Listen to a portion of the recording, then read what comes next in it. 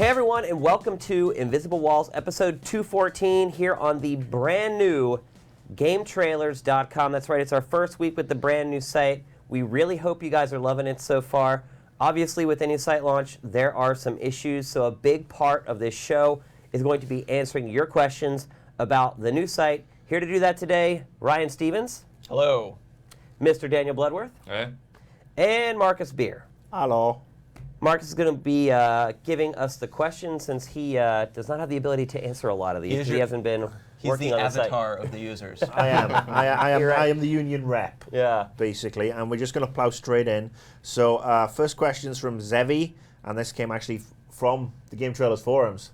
Imagine that. Yeah. Do you plan on tweaking the video player? The whole automatic quality switching is making video look worse than SD. Easily the most popular question, concern, complaint about the new site is the video player. We'll go on record to tell you that we are not happy with it either. And I can't give you a definitive answer right now, but I can say that we are looking into changing the player. I think the biggest issue is that we are allowing 2 of the lowest renditions to run in the player. Yeah. So it could end up being a compromise where we drop the lowest 2 renditions so you never see that horribly pixelated version of the video, and then maybe you have to buffer a little bit, or it could be a complete change of the player. We've only launched for about a day and a half now at this point, so there's a lot of discussions going on behind the scenes, but I think it's safe to say that all of us feel their pain. Yeah.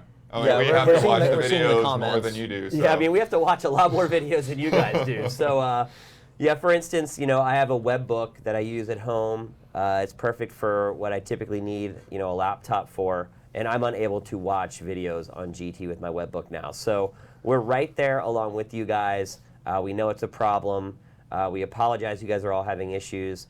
The other question that we've been getting a lot is, can you download videos? Is there the ability to download videos? Yes, there is. It's right. It's not where it used to be. It's not a part of the player. It's actually down below the player, down below the thumbs up, thumbs down rating. So if you click there, it'll load it up. It's actually kind of a case-by-case basis on whether you can actually download. Yeah, we're looking into making that so every video can be downloaded with the... I don't know if you guys have noticed, there's been a couple exceptions over the years where some people have said the videos can be streaming only. There's probably like 10 videos on the site that are like that. But for the most part, we are working on making sure that everything will be downloadable, including Invisible Walls, which may take a little bit longer than some of the other stuff. But yeah, I mean, the button is there. It seems like my computer at home, when I click the button, once the player opens up, I can save the video there, but my computer here at work won't allow me to do that. So it's kind of all over the map. One thing I would say is if the new player is giving you a ton of problems, just click that download link and it will sort of give you the ability to watch it in HD. And actually, it loads so quickly that you could pretty much just click play and just watch the HD version that way if you want to. So, but yeah, I think we will try to fix that and make sure it's a dialog box like it's supposed to be, so it just saves it wherever you want it. Yep. We've been working on this site for a long, long time. And yeah, a couple things have slipped through the cracks here and there. I think that's just pretty typical with site relaunches. I've been through, I don't know how many at this point through my career. And I have to say, this is probably the smoothest one I've ever been a part of. Take that for what it's worth. But, I worked at GameSpot before where we had site redesigns that were complete disasters. I work on Spike.com. Our redesign there had a bunch of issues. This has actually been one of the smoothest ones I've ever been a part of. So take that for what it's worth. It's pretty typical to have these problems when you first launch a website. Next question, Marcus. Next question from JC, not to be confused with JZ. Or Jesus. Or Jeezy Creasy is asking, is there going to be a mobile version like before? Yes. Thank you. We are working on the mobile version of the site. It's not quite done yet. We felt a little bad about it, and then we realized that Ars Technica also relaunched their new site without a mobile version, and we felt a little better. But it is in the works. One thing I will say is the site should work better with Android and iOS devices now than it did prior, at least. I heard you couldn't do age gates, though.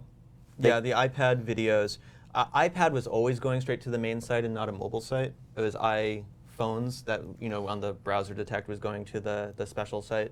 I know people are working on the age gate issue right now. Yeah. Videos are playing and stuff. I know some of the social things are slowing down things, but actually, if a video is not age gated, it's working pretty okay on the iPads.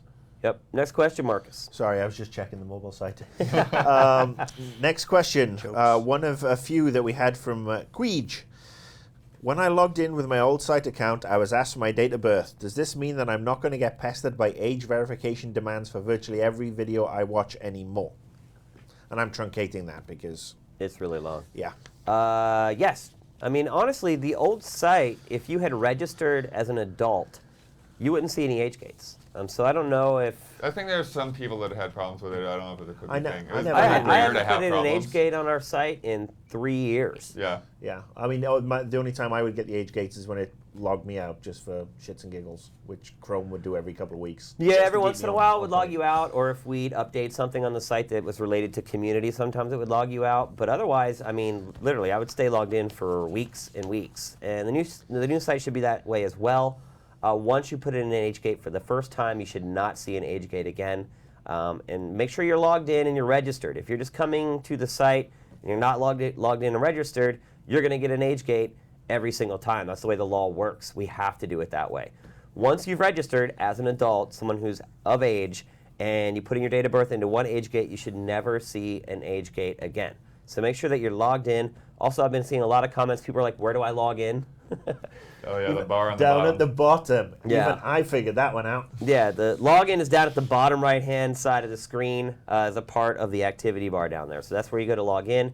Once you're logged in, if you're of age and you put that accurate date into your registration, you should never see an age gate again. Next question, also from Queej. Invisible Walls is the most awesome show on the history of the planet, but I can't find a Are you link Queej? No, it's my mum. No, actually, the question is, I can't find the option to download Invisible Walls as MP3 anywhere. Are you stopping this as an option? I usually listen on my phone, so video only is going to suck for me. Please let me download it as an MP3. Well, on his phone, video only shouldn't bother him. He just plugs his headphones in and he listens to it. Whether he watches the video or not, it shouldn't make a difference. Obviously, the issue there is the file size. Yeah. If you just want an MP3, it won't take up as much space on your phone. We do not have that functionality right now, and we're very sorry about that, but it is coming, and we're working on it right now. I may be able to do a workaround. Check the side mission maybe while you're watching this. And Yeah. Maybe we'll have an MP3 you guys can grab. Yeah, maybe we'll try to figure it out temporarily until we get the permanent fix in place. At a certain point, we just had to kind of call it a day and say we need to get the new site out. The problem that we've had with launching the site is that, we talked about it on the show a couple months ago. We're like, the site is coming soon. What would happen is we'd find one issue with the site, and then we would say, oh, here comes E3. Well, we can't launch a site that's not perfect before E3. There's too much on the line. It's too important to make sure we get the videos to you guys, so we would postpone it. And it just kept happening. As soon as we found this little window between E3 and Comic-Con. And so once we saw that window and we started looking down the line and we're like, well, then there's Comic-Con and then there's Gamescom and there's Tokyo Game Show, we realized we had to launch it. So some features haven't quite been finished yet. They are going to be coming online very soon. But we felt like we needed to get the new site out there, get you guys using it in this kind of grace period that we have between big conventions. So that's why you don't have the functionality yet. Maybe Ryan can work some ones and zeros magic to make that happen over the next day or two. I'm a binary wizard. Next question. I think it's about time we moved on to some community questions. Okay. And the first one's from Kia, with the question, when are the 100 by 100 avatars making a return, if indeed they are? Avatars, pretty much what you got right now is what you're going to get. The system that we have for community is built by this company called Flux, and Viacom, our mothership, owns Flux. And so that's the community system that all Viacom sites are going to use, and therefore that is what we have to use. Now that said, we're really the first site at Viacom to use this stuff. So we're kind of the guinea pig. And the good news is that they're sticking with us for the next couple months, the team that works on that stuff, so that we can work with them to make it better. Because ultimately they want to get it to a good place on GT, and they can roll it out to all the other sites. So what you're getting right now is not what you're going to be stuck with, so to speak. But one thing I think is not going to change is the avatars. They should stay the same size as they are now. Not sure. But I think, I was talking to Jamie earlier, I think they're supposed to be 100 by 100, and for some reason they're not showing right. So, I mean, it's, again, like a lot of things, it's being tweaked, and, not exactly showing up the way it's supposed to be. But Can you have a bigger avatar in the forums?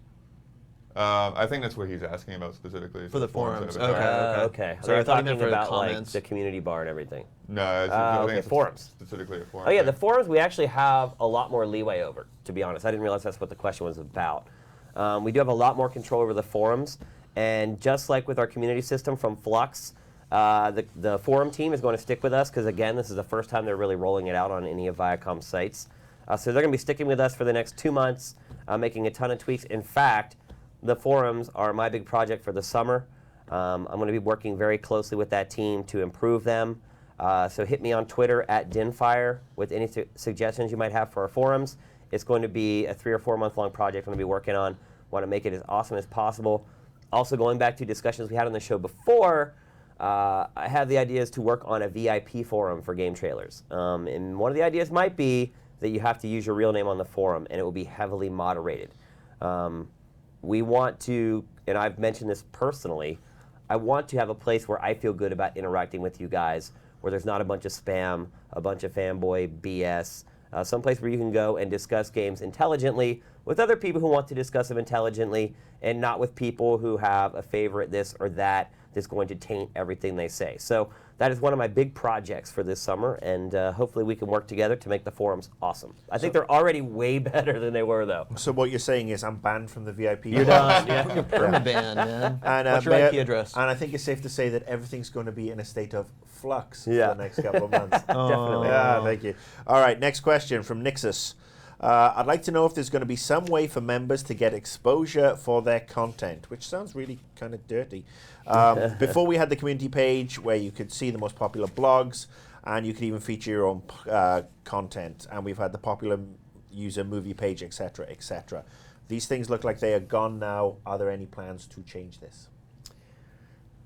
No, there really isn't. There's still user movies. Well, yeah, there's still user movies, but as far as creating a place to feature them on the homepage, I kind of doubt that's going to happen.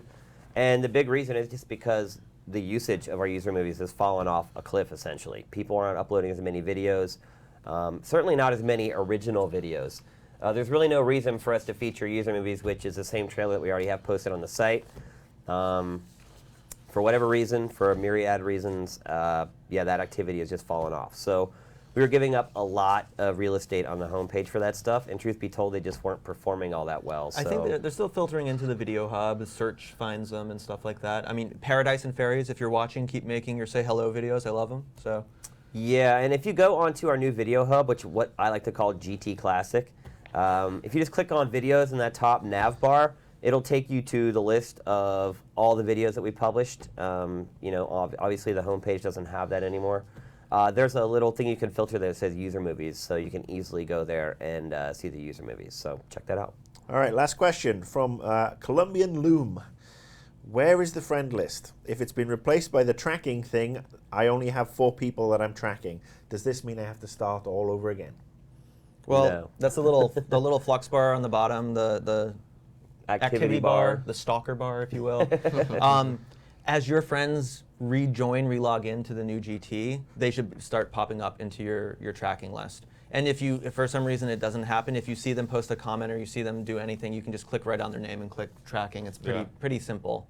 I've actually seen them pop up in real time. I was like looking at my list of friends, and I saw images start appearing as people were logging into the new site. Yeah, Flux definitely has a lot of potential. I think we may have to just like tamp down on some of its stuff, make it a little more free flow or less free flowing, a little more rigid, give people a little more control. But it's really cool with what it can do. Yeah, the possibilities there are pretty impressive, and the good news is that they're listening to us.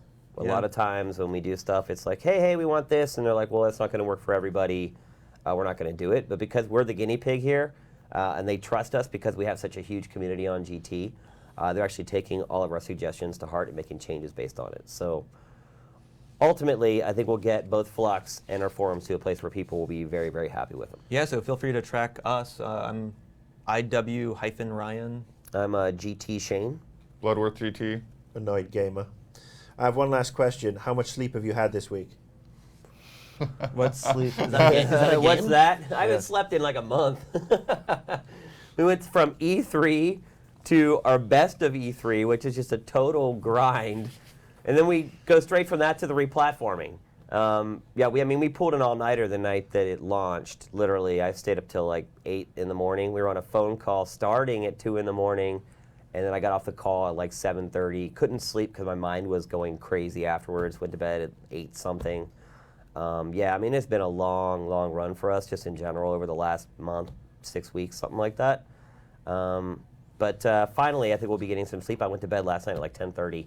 Well, I'd like slept for like 12 hours. I'd like to say that I was up at 2 a.m. Wednesday morning, cheering you on, Yeah, you were. but I wasn't. I You were can't. playing Sorry. a game, right? No, I was actually tucked up in my bed, ready to watch the footy the next day. Footy. Yeah.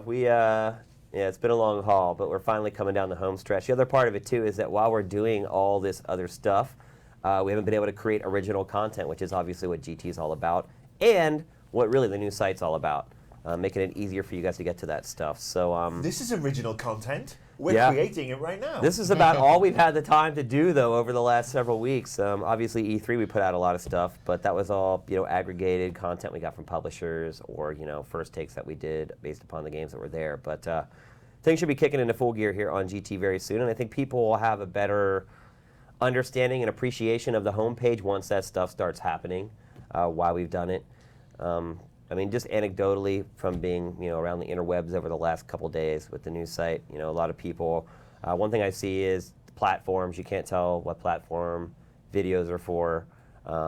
That's something we're looking into fixing. What are some of the other ones that you've seen floating out there that are pretty consistent? I just think the video player has kind of been the eclipsing the been- sun yeah. and other complaints. Yeah, that seems to be Rightfully so. Yeah. Rightfully so. One thing kind of was brought up, and I saw last night, we're not seeing the game info box under the review. It's on all the other videos, but not the review page. Oh, here's another thing that drives me bonkers. It was definitely an oversight when we were designing the site, is the fact that once you go to the player page to watch our reviews, you see the score and all the component scores on that page. It's like the world's biggest spoiler. Yeah, I mean, it kind of takes all the mystery out of watching the review, and you can see everything right there. So we are removing that from our review pages as well, so you guys have a little bit of a surprise at the end when we roll out the final We score. finally got Marco's new graphics in there now, though. Review graphics. Have you seen them, Marcus? I haven't as yet. Pinball. Yeah, Good Marco Rosado handles all our motion graphics here at GT, and he created the brand new graphics package for our reviews. The first review is Steel Battalion that used the graphics. Probably not the best way to roll them out, but I love them. I think they look great. Interested to hear all your guys' feedback. What did you think of the sound design? Sound design is actually amazing. Do you know the editor of Invisible Walls actually made the sounds? I was not aware of that, actually. We have an editor. I thought we just basically threw the video to a Into a monkey, blender? to a monkey, Anton's tossed in 3 crying over bananas, there right now, and alone he cut it all here. together. Yeah, Anton M. Cry right now. Anton, the guy who runs our second camera here for Invisible Walls, did the sound design. Looks great. Make sure you congratulate him in the comments as well. And I am really happy being with those. cut out of the show as we speak. So that's it. Those are the main questions I think we keep getting constantly about the new site. As issues bubble up over the next couple of weeks, we're not going to ignore them. So make sure you keep sending those Got to... pages of things I just jot down. Yeah, so we'll continue to answer questions, and we're obviously going to continue to try to make the site better, make improvements, listen to your feedback. But overall, I'm pretty happy with the new site. I think it's a lot cleaner. It loads a lot faster. It works a lot faster. Anything that was on the homepage before is really only one click away. And that's another question, actually. There are people like, why did you remove all this stuff from the homepage? Well, that's because if you didn't use GT every day, our homepage was a mess, a disaster. Like, people could not figure out where they were supposed to go, what they're supposed to be looking at. Obviously, if you used GT every day, you knew the shows were on the left and the newest videos in the middle and the community on the right. But new users to GT were completely overwhelmed and intimidated by the site. And truth be told, the organization of the site was pretty god-awful. It was just too cluttered. So big part of the replatform was make it easier for people who don't use the site every day, but not stretch the limits for the people who have been coming to the site. So we wanted to make sure that anything that used to be on the homepage is one click away for the people who continue to come to the GameTrailers on a daily basis. So The that was... search option now works 150 times better, by the way. Some people will disagree with you on that one. I basically typed in my own name yesterday, and I found the Annoyed Gamer Worst of E3s so quickly. Good. Whereas before it was like hey Ashley, what you're playing or anything with the word gaming came Right, up. right. So I got to say, it's a lot more streamlined. We're working on search as well. That's Yeah. another thing that we're working a on. lot more. Here- When you here's say a- search. Because I think everyone sitting here would disagree with you on that. Here's my pro tip. Go to the last page of results. Yeah, and Yeah. you'll probably get what you want, but It's there. We're very aware of the issues, and that's also being worked on. So that's it. Maybe we'll address this for the next couple weeks on the show. A lot shorter segments than what we did today, but hope you're enjoying the new GT. You have found our fortress. All right, so now we're going to talk about some actual video games here on Invisible Walls. First, probably the biggest release of the week. Finally, we get DLC for Skyrim. Dawn Guard is out there. Marcus, have you been playing Dawn Guard? No, No. no, no, no, no, no, no, no. How are you not playing that? Because Is this one of the cases where sometimes no means yes? no, no means hell to the fuck no. Basically, I've been playing on the PC with my Skyrim, and I have got 90 odd hours clocked up. I actually have like 160. You think I'm going to go back onto an inferior version, which, guess what? The Xbox 360 version is inferior to PC because it's not fucking good. And basically, That would be the definition of an go inferior. go through play that version. No, I'm not playing. I got sent a code, in all fairness, but I refuse to play it until it comes out on the PC, and I'm actually absolutely sick to the back teeth of this sort of treatment, especially for PC owners, because PC owners have kept Skyrim going. The mods that have come out have been superb. They've really kept the community going and producing some really kick-ass stuff. And Well, it's not like Bethesda's going to do it. well, I mean, it's kept Bethesda's name They and put out horse Skyrim's name combat. in the public eye. And honestly, I think it's really disgusting of Bethesda to do this, especially as in 12 months' time they are going to be begging PC owners to put $60, pull $60 out, and then probably $14 a month again for Elder Scrolls Online. Which, by the way, I gotta say this because I never said this before, looked like one of the biggest turds of E3 to me. It really looked like it didn't look as good as friggin' Oblivion. So I mean, anybody who's saying that was good, we need to have a chat. So yeah, I'm really furious with Bethesda right now, and everybody knows I love Bethesda. But I am absolutely disgusted. I won't be playing the 360 version. Miguel has been playing it, but he's actually been sick, so he's not been able to go through it properly yet. Yeah. So we're going to talk about it. Well, I will say the one puzzle I saw that, and I've seen this on the interwebs as well, the one puzzle that everyone's talking about does look pretty bullshit. Yeah. I mean, what I'm kind of hearing in general is that after all that time, that's what we get. I mean, the vampire stuff seems kind of cool. the- but- yeah, I'm just saying the, Vampires already. overall But it's, size of it, though. there's But been- it's there's a been some- $20 DLC, Yeah, right? it's Yeah. $20. So are you It's- gonna put your money where your mouth is? You're not gonna use that code? You're gonna put it I- up on the Twitterverse for someone to grab? I or? might just put it on my Twitterverse. So should people follow you on Twitter? I think they should follow me. I am at Annoyed Gamer. Thank you for the Ah, plug. no White problem. Tofu. Yeah, I'll probably will give that away because I mean, if I don't get a code for the PC version, I will actually buy it. But until then, I will just keep chugging along, playing the mods, including the really cool one that came out this week, which was basically you get to drive a car around Skyrim, and it's like this old Mad Max That's style. awesome. Yeah, it's Well, really. do you cool. think companies trying to secure timed platform exclusivity for DLC? Do you think that's a bad move overall, or are you just perturbed at this particular one Because this is the what we're PC seeing, right? Microsoft's E3 press conference every year, we're always disappointed. We're like, oh, no big announcements, blah, blah, blah. But this is kind of the fruit of what they do announce. They pay that money to get the stuff first. So Xbox 360 owners, Well, I mean, yeah, we do bitch and moan, and it's funny. Somebody made the point to me on Twitter this week that maybe if Microsoft stopped shelling out money to secure console, exclusive DLC, and actually invested it in some new IP and some great games, we might actually all be a little bit happier all around. Because the Skyrim issue, I got like 50 tweets this week. The PS3 version is still broken. PC gamers are getting the shaft. Xbox is, it is what it is, and Microsoft are spending this money hand over fist when they should be creating some new content for the console for everybody to play. here's the thing, though. At E3, I was talking to some folks from Activision, and they were basically telling me their DLC for Modern Warfare 3 outsells and generates more money than all the other games. It's not an MPD, but if it were, it would actually outsell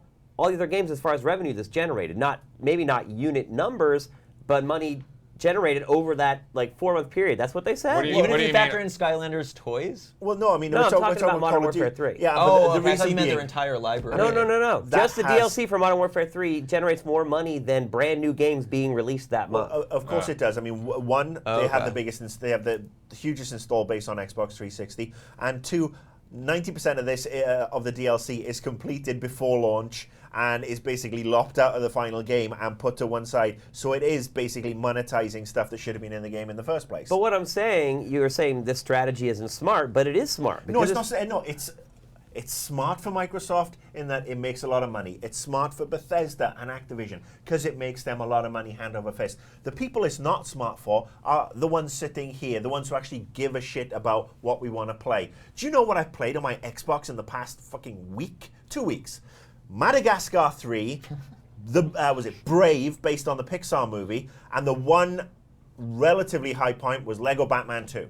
But there was also Spec Ops and Spider-Man that came out during that time period. You just chose not to play them. I haven't got around to Spider-Man yet. Spec Ops, I mean, I'm done with the military shooters. But I'm just saying that, those are the games that I got sent, and those are the games that I've been playing. Lego Batman, it's fine. I'm just saying that we deserve better as gamers, all of us. We deserve better as gamers, and we've got to stop with this friggin', here, we'll give you this so you can put it exclusive on here. It doesn't sell consoles anymore. I mean, people have bought I think it does. Well, people have bought all the friggin' consoles they're going to buy anyway. They haven't, though. I think this late in I mean, why do you think the 360 is leading? The PS3 has all these great okay, Marcus, exclusives. when a man loves a woman, they have Very a baby, much. and then the baby gets old enough, has a bar mitzvah, and then buys an Xbox 360 or PS3. So there's always new people coming up who are Right. buying consoles. Yeah. What happens if they're not Jewish? I mean, What?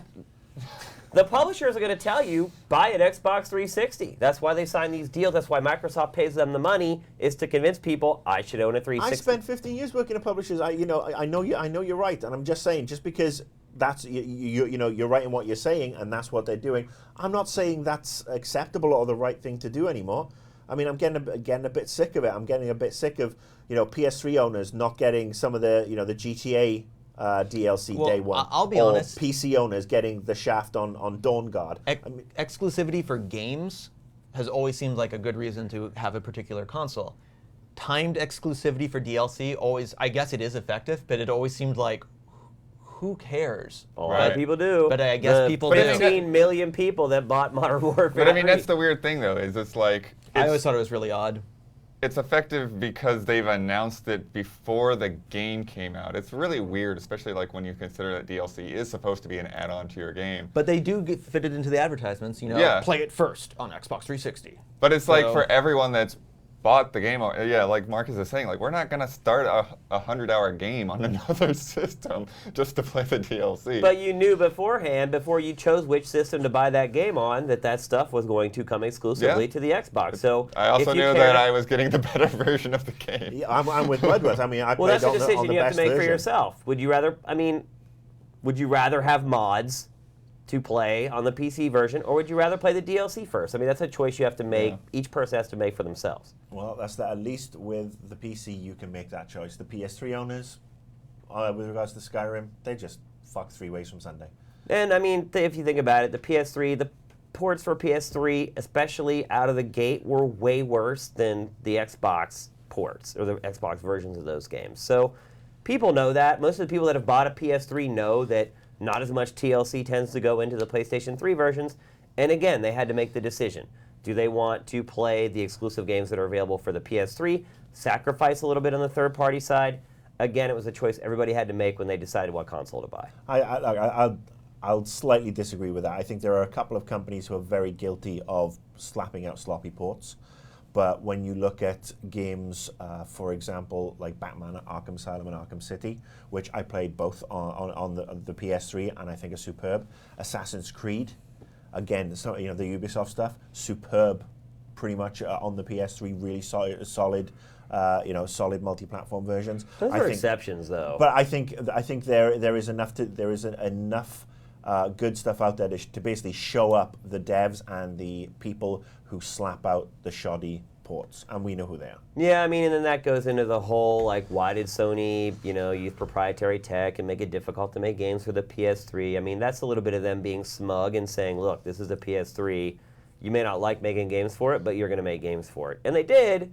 They just didn't end up being as good as the 360 versions. But there are games out there that are as good, or if not. I mean, I would actually go to say that I enjoy Batman Arkham City and play it way more on the PS3 than I do on the 360 because I think it looks better. I think it feels better. Ditto Assassin's Creed. I would take those particular games over the Xbox port any day of the week. I agree, but can you name any others? That's the problem. Those are extreme exceptions. Assassin's Creed 2? Right.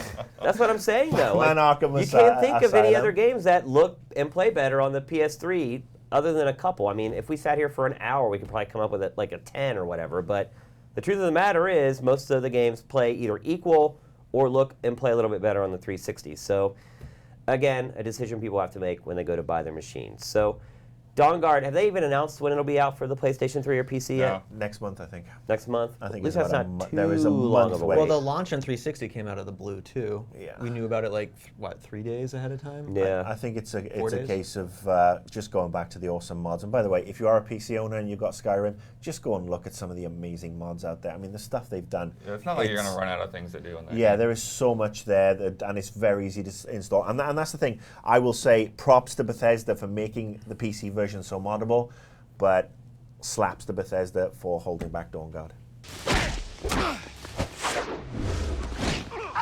All right, next we're going to talk about the brand new, amazing Spider-Man game. Just came out this week. Ryan Stevens, you handled review duty on that one. It made me think that people should probably start naming their games like Best Game Spider-Man and stuff like that. Like people walk into the store, They already have the They're game calling of the it year. the newest Spider-Man. Yeah.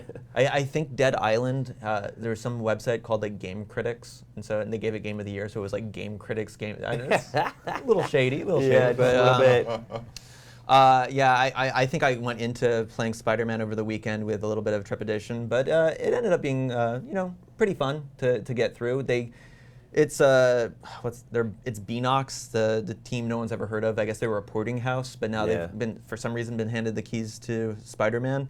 They've done the weird, Web of Shadows or the Time Shattered They've Dimensions? done all the Dimensions. which they had the first. I think they're really into first-person Spider-Man stuff because I remember it had like the first-person punching and stuff like that. And this game starts really odd with this weird first-person walking around stuff where they're setting up the game where you can kind of look around. Are you walking like a zombie the entire time? Yeah, it's because it's actually zombie Spider-Man. No, I'm lying. But there is Marvel Zombies. And then like sometimes like when you die, it shifts to first person as you like fall over. I don't know. It's a little weird. Like I know in first-person games you can sometimes see your character in like third person for like cinemas and stuff, but doing the reverse just it just seems a little odd. But the games, I don't know. It's really easy to just pick up and play. They've taken some cues from Arkham Asylum and Arkham City, where it's the kind of, your spidey sense tingles and you dodge and, you press attack buttons, but it's pretty skill-less. You're just kind of near someone and you just Spam. pound it, then you respond with a dodge or something like that. You just Yeah, pound that's how I it. actually You just play pound it. it. You don't just need one hand to play it. And same with the web slinging in the city. The game's kind of cut into two sections. The story stuff's usually pretty somewhat cramped. The rooms are big, but you're not really in the city. You're in little layers, bases, prisons, etc. And then when you're in the city, you get to swing around and have fun. And again, there it's pretty automatic.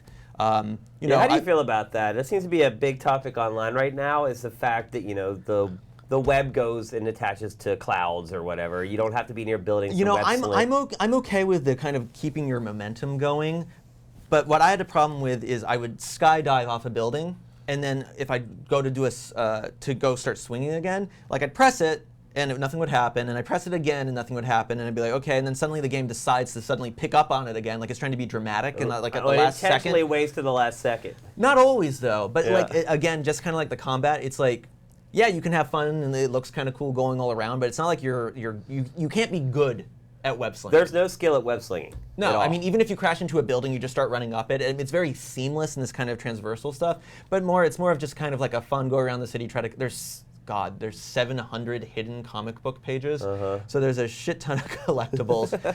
I would say the side missions, were pretty good. I remember everyone liked Spider-Man 2. I think the first day they played Spider-Man 2, and then by the second day they played it, they were like, "This game is kind of shitty." But isn't that true of pretty much every Spider-Man game? Well, here they actually worked in some variety with the missions. There was like you had to take like you got a camera and you have to do like these weird photos, and it wasn't just like generic stuff. You actually had to like hunt down real things, or there was like the beat up a mugger, but those are pretty few and far between. And there are some bad kind of pad out collectible ones like. Well, I mean, they've been using the same mission objectives for forever. But It's they have like, the new stop ones. the mugging, take the But photograph. no, that's what I'm saying though. They really cut down on those and put in more imaginative ones. Like there was one where it's like Spider-Man's doing a stunt race around the city, and you don't even control Spider-Man. You control the cameraman. And you're just trying to keep him centered, which it takes like a minute, but it's kind of a fun diversion.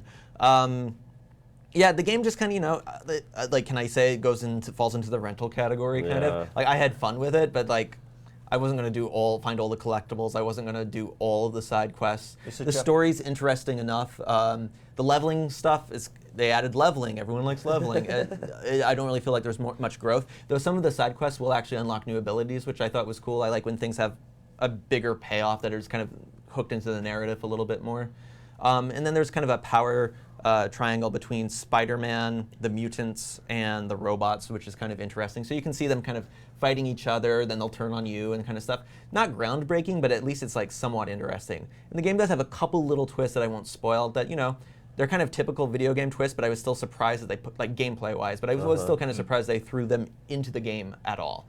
So, it's decent game. Decent game. I gotta say, I'd like. I mean, this just strikes me as another movie cash-in, Yeah. which Activision are doing every year. They did it with Transformers and whatever. Transformers looks a lot better than Spider-Man. Well, though. no, I'm talking about the last year's Transformers, which was friggin' horrible. But when is a game coming out with a movie not a cash-in? Well, I mean, this is my point, and I think this is, I hope that Marvel are going to go the DC route of basically pulling these licenses back and saying, you know what, we're going to create a Spider-Man game, but it's a Spider-Man game that's set in its own universe, not tied into a movie, a la Arkham City or Arkham Asylum. And then you can build the character of Peter Parker. Then you can basically evolve the gameplay as you go. Make it open world. Give it, web slinging is going to be tough at first, but then as you progress, I mean, even in the movies, they show Peter Parker learning. experimenting Right. and slamming into the side of a To wall. play devil's advocate, the game does take place after the movie.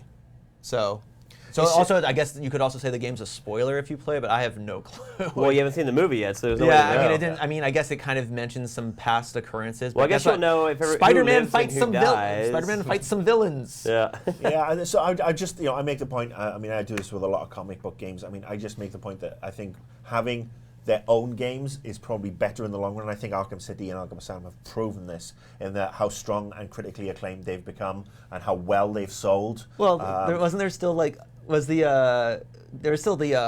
Arkham City iPad game, right? Which was still kind Right. of just like a cash that was a grab cash-in. for that space. Now, you what know? about the web rush? Because when I saw that game at first, I thought that feature looked pretty cool, but then in your review, you said you didn't really like it. It's just another. It's not skill. It's just like, okay, I want to go there. It just gives you a little more fine tuning. You actually, one of your level up abilities is to give you even more time, and that seems ridiculous to me. Because even when you're falling off a building and you go into it, it's like you're falling so slowly that I think in the 'Cause it slows entirety down time. Yeah, the entirety of. I mean, it almost freezes time in the entirety of the game. So you use it in the transversal obstacles, like there'll be like lasers that you can't cross. So you'll fine tune that you want to. There's a gap in the lasers. You aim right there. I mean, it's momentary, like a little bit of pleasure. You're like, oh, I figured that out, but it's nothing. I thought it made me extraordinary. feel like Spider-Man a lot more. How so? Just because that's the way he traverses like smaller areas. He doesn't swing. He's like he has that web shot, and it's almost like a bungee cord that like snaps him to wherever he wants to go. It's so automatic, and with the slowdown, it does kind of break up the momentum. I think the game's, I mean, like I said, even though it's skillless, it's kind of fun to just go around the city. I'm going to go up there and see if there's any comic book pages or whatever. The web rush stuff, I almost never really used it. I used it for fun in the city because there was a giant donut. And I was like, I'm going to go right through that donut. Yeah. But here's the thing, it made it so easy. Anyone could do it. Right. Instead of like trying to actually land that cool shot, trying to dive through there, you just literally point and aim. This brings to bear a bigger point for me, which is it seems like as games go on, they just take more and more control away. It's Well, like, what do you think about Assassin's Creed?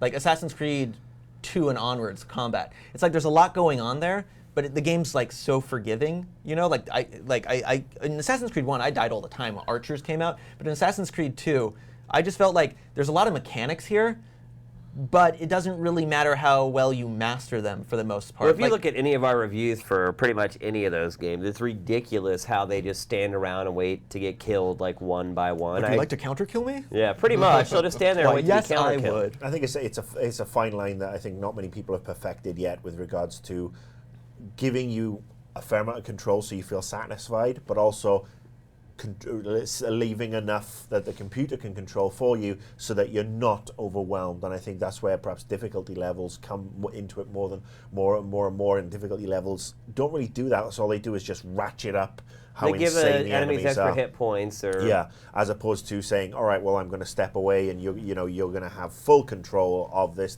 and this, and I'm going to turn off the free running section. You're going to have to time your jumps. And Well, so yeah, supposedly, like, you played the new Tomb Raider, right? Supposedly in Tomb Raider, there's no sticky grabs. Like, you really have to, like, you know, like an Uncharted you have to, or like, like latch Infamous. Like Infamous, I felt like I was covered in like duct tape, like everywhere. Like I would try to fall off something and grab back onto the ledge. that's because he has A lot of games are like super that. quick reflexes. You have conducted. He's super electric. conductive. He's electric. But supposedly, you know, some games are going back to a little more skill based with jumps and stuff like that. I don't know. It's going But to be yeah, I just interesting feel to like see. the whole industry is not catered to us anymore. The people who want to have control and actually get good at web slinging, like it's all for the people who buy like 10 games a year now to make sure that when they pick it up, they're not going to be frustrated. They're going to be able to like hit the win button to get through the game. It's very frustrating to me to watch the whole industry kind of heading that way. It's like that should be easy mode. Easy Right. mode is Narrative just mode. Boom, boom, boom. But Right. How I was playing Mass Effect. But you know, I don't know what you can do at this point. I'm sure they've done other studies, and they're like, oh, well, certain percentage of people will only finish our game, and if we do this, then a higher percentage of people will finish it. It's I don't think they even care if people finish their game anymore, as long as it's all money in the bank. well, they do. I mean, we just they saw do. they definitely do. Well, the developers do. I mean, I just saw the developers of Hitman Absolution came out this week, and we're like, you know, we just did some studies, and like 20% of people are going to finish our game, and that is like devastating to us because you got to realize they build 100% of the game, and most of the people who play it will never even see half of it. And So then Square Enix went, whoosh, back to work, peons. yeah, exactly. Get your game done. But I just think it's a little disappointing to see the industry kind of heading in that direction right now.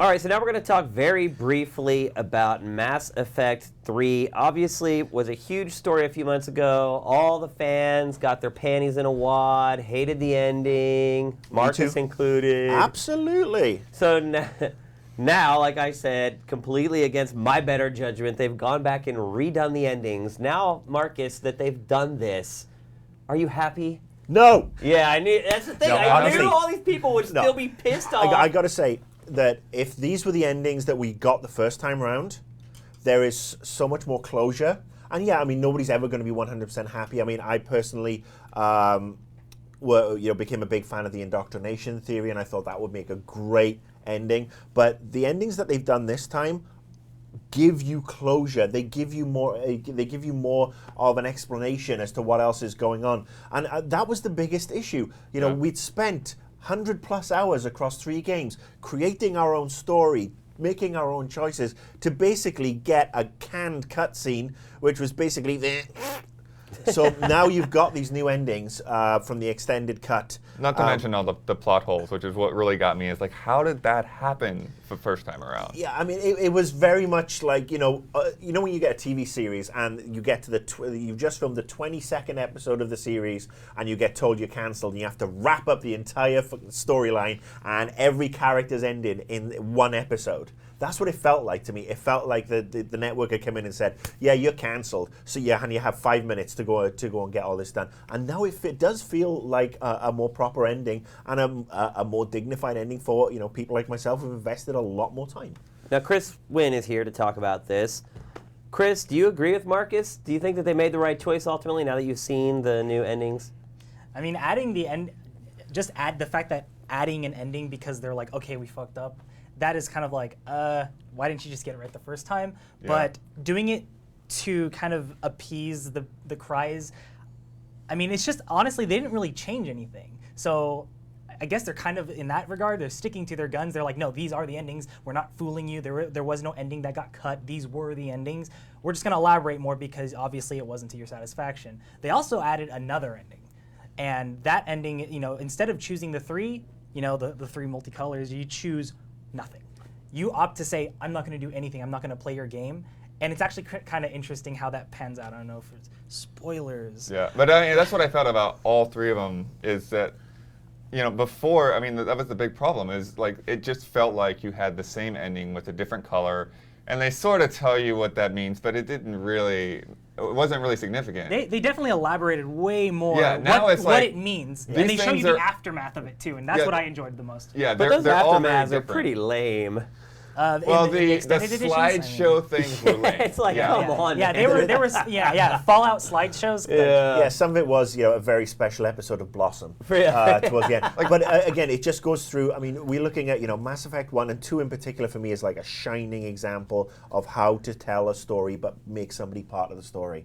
And that was the peak for me. And then the previous the first lot of endings on ME3 were the troughs. I mean, I felt shortchanged. And yes, they're not perfect, but they are way more acceptable to me and I think to a lot of other people. And I think all three of those different, even all four of those different outcomes, really, like, I think they're all very interesting. And, like, now that I've seen them, like, it gives me a different perspective of what I would like my ending to be. Yeah. And it wasn't really that way before. It's like, well, do I go back and do a different ending? Because it doesn't really make a difference. Now, what about how they actually handled how you had to go back and play like those sections of the game to watch the endings? They added at least. I'm pretty sure they did. They added a checkpoint. They added a checkpoint right before you reach the But what's famous the point at run. all? Like, shouldn't they have Yeah. really just put the videos out as a video file? Like, we got a lot of grief for posting those on our site. They're like, oh, spoilers. It's like, we're not spoiling anything. You shouldn't even have to play that stupid last section of the game again to watch these. So we're actually saving you, some hassle that you shouldn't have to go through in the first place by just watching it. Yeah, well, they did add one scene that was a little bit earlier. The than dialogue was a little different, right? I'm not sure about that, but there was an extra scene before you go up to the Citadel, and actually that's the biggest problem I have with this is that still feels kind of like slapped on there to It's explain. like they're the plot. plugging was. up all the leaky plot holes. They're like, Yeah, like getting that. the duct tape out. Like you Yeah. could have done that still a little bit better. That one didn't really add up to me. It felt so direct to the complaints. But Yeah. yeah, like I think they should have just like put you back on the Citadel because all the stuff in between there, even after that checkpoint that they make, it really doesn't play out any differently. Yeah, it's completely irrelevant. Yes. So don't hate us for putting the endings up. We saved you guys a pain in the ass. I got out of bed at 9 a.m. on, was it Tuesday morning or wherever it went live, and literally I asked, is it on YouTube yet, jokingly on Twitter, and within 30 seconds I had 40 links. So, Yeah. I mean, yes, it was up, and it was up on YouTube and lots of different sites. I think GT, no offense, but was probably one of the last ones to actually get it up because everybody else had fucking, gone and ripped it. Look, I think it's, a lot of people have been saying, oh my God, they're messing with their art, they're pandering, they're whatever. Which is accurate. Look, I don't think, I've had this conversation with actually some staff here, and I've had it with you before. I think if you position a series of games as a story that you control the outcome of, then you are putting your art into the hands of others to enhance their experience and really put their own spin on that art, then it becomes somewhat more community property. If, for example, Uncharted 3, people weren't happy with the ending because Uncharted 3 is a way more perhaps linear game, I would say, you know what, that's tough. You're basically enjoying the ride with Uncharted 3 or a couple of other games. With this sort of game, it's a different experience. And I'm glad they went back and they tweaked it. Yeah, did they get it 100% right? No. But is it a damn sight better than what we got 4 months ago? Absolutely. So I do say, thank you to them for that. At least we can have some closure and wait for Mass Effect 4, the prequel, where you've got Baby Shepard. Okay, Marcus already answered this, but very quickly, now that it's all said and done, all the drama, now the endings are out there, was it the right call to do this, Bloodworth? Yeah, I think so. The thing for me is, again, they didn't really change. They just made it more interesting. They made it more developed. But don't just think about this game. Think about the repercussions something like this could have on down the line with other games. Well, I don't know enough behind the scenes as to why the ending was the way it was to begin with, to me, it feels like this is what should have been there to begin with. This is what they would have intended if they had more time or something. That's not true. It wasn't a time constraint for the way they did the ending. Well, I mean, there are a lot of do times it. that things get cut because of they Not don't have a game's enough time. ending. There are a lot of stories around this, basically saying what went on at BioWare, and that the person who decided and put his foot down for the ending is not really the person who's written perhaps the first 2 games in their entirety, and that's why a lot of people got upset. Look, I just wanted to share. That's to me, it's just like this is the way it should have been the first time around, and if they had done something like had drastically changed it, then that would have been a bad call. But because this is just again kind of like an expanded vision of the same thing, I think it's perfectly fine. Chris? I agree with Blood. I mean, they kind of justified, to all the people that were complaining. They're like, this is it. We acknowledge that we maybe didn't elaborate why the XYZ happened. So here it is. And I do think though that in terms of repercussions down the line, I think it's negative because it people think, oh, well, they can potentially fix it. Well, it empowers people, right? Because now totally they think to does. themselves, hey, if enough of us sign an online petition, we can change any game we want. But I'm thinking, I mean, is there maybe any bigger game than Mass Effect 3 and they made them terms of change story, the I game? think story, we're looking at apples and oranges, with regards to the type of games it can affect. I think we are talking about, in particular, an RPG crowd who, like I said, have an investment in it, and I think BioWare have done the right thing in acknowledging, we kind of messed it up. Like I said, Uncharted, you can't change the ending to that. Assassin's Creed, you can't But that's change the type of stuff that's going to start being breached now. But I don't think it is. I think there are, yes, you're going to get your whiners who are unhappy about everything, but I think there's going to be a lot of people out there who are going to get the differences in the different types of genre. In terms of empowerment, I think to me it's not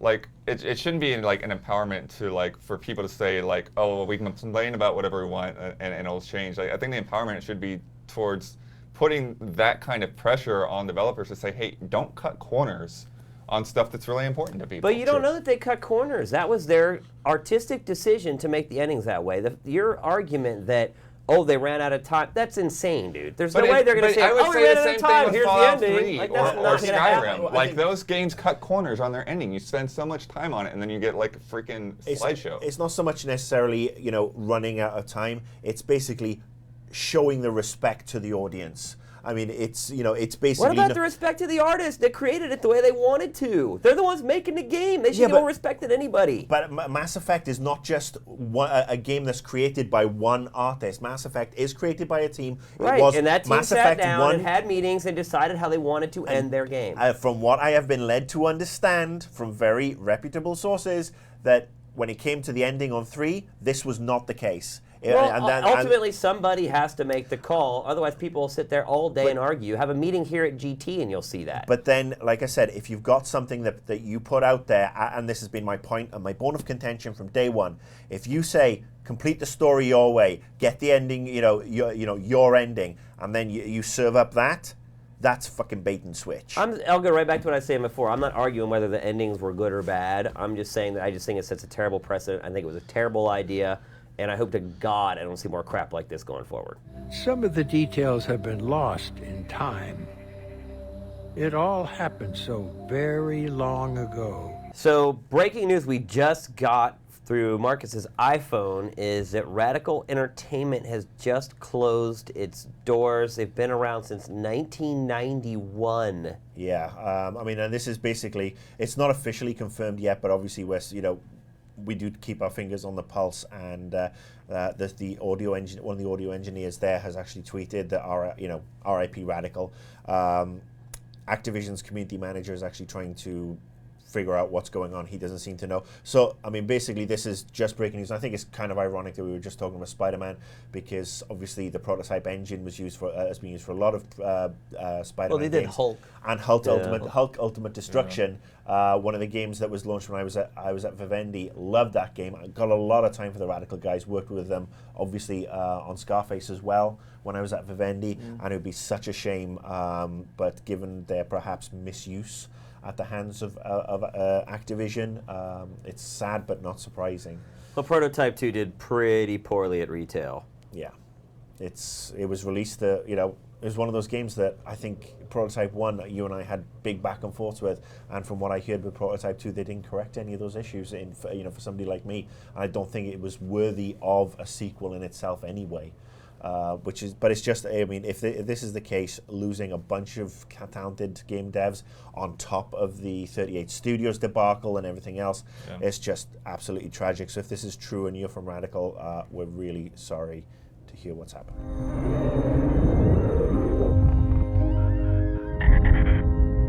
All right, that's it for this week's episode of Invisible Walls. Once again, thank you very much for coming and checking out the new site. And as we said earlier, we are going to be working very hard to make sure it gets better. What do we got coming up here, guys? Games are pretty much drying up over July. It's going to be a long summer month. I see a lot of on the hooks in the future. Yeah. Am I breaking embargo if I talk about an embargo? No. I think we'll stay tuned on Tuesday for some cool Resident Evil 6 stuff. That's Yeah, for sure. some real cool RE6 stuff on Tuesday, so make sure you come to the site and we check have it out. some guys going to EVO. Then Yep. there's Comic-Con. Yeah, we're going all in on EVO this year. Then I'm going on vacation. Yeah, I'm actually taking some vacation at the end of the month as well. you guys. But we will be at EVO. In fact, we'll have a few guys there, so if you go to the Fighting Championships in Vegas, make sure you stop by and say hello to our crew. But we're going to be doing some really cool coverage from EVO this year, so make sure you check out the site. It's next weekend, I believe. So, yeah, we're going to be at EVO. If you see our guys, say hello. I'm actually excited, that I'm going to Comic-Con for the first time ever. And I am not going to Comic-Con. I First time in 5 years, yeah. and I'm about to do a happy dance. I've never been, and it's something I've always wanted to do, and I'm actually getting the chance to go. Not to work either. I'm just going to wander around and buy shit. I will not miss Comic-Con one iota. Yeah, so if you see me there on the Saturday, just leave me alone. Yeah. All right, so that's it for this week's show. Everybody have a great weekend and a great week. Invisible Walls is up and out.